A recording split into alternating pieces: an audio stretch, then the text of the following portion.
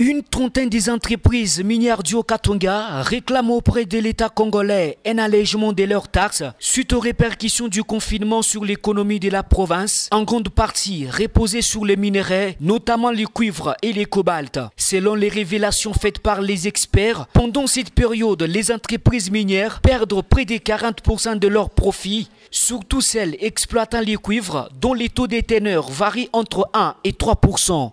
Pour les députés nationaux et l'ancien ministre des Finances dans l'ancienne province du Katanga, Christian Mondo Simba, la taxation serait l'une des mesures restrictives qui fragilisent l'économie des entreprises minières. C'est plutôt par rapport aux taxations. Vous savez que les sociétés minières ont plus ou moins 12 taxes, mais je vous cite entre autres taxes la redevance minière. Aristote Yaya Mouchitou, cet expert comptable, révèle par contre que plusieurs autres taxes et impôts ont déjà été suspendus par l'État congolais en faveur de ces entreprises.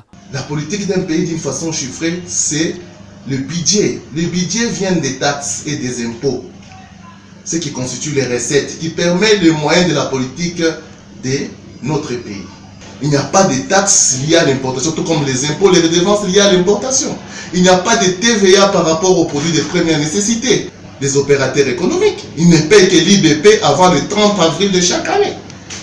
Moi, je crois que l'État doit être rationnel.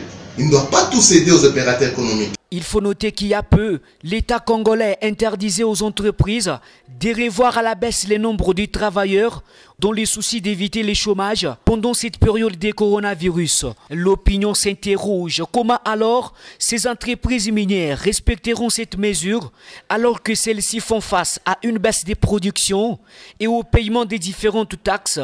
Rappelons que d'une manière générale, la crise sanitaire qui a des répercussions économiques reste généralisée. Une situation qui affecte les secteurs miniers congolais, surtout avec la baisse des prix des matières premières.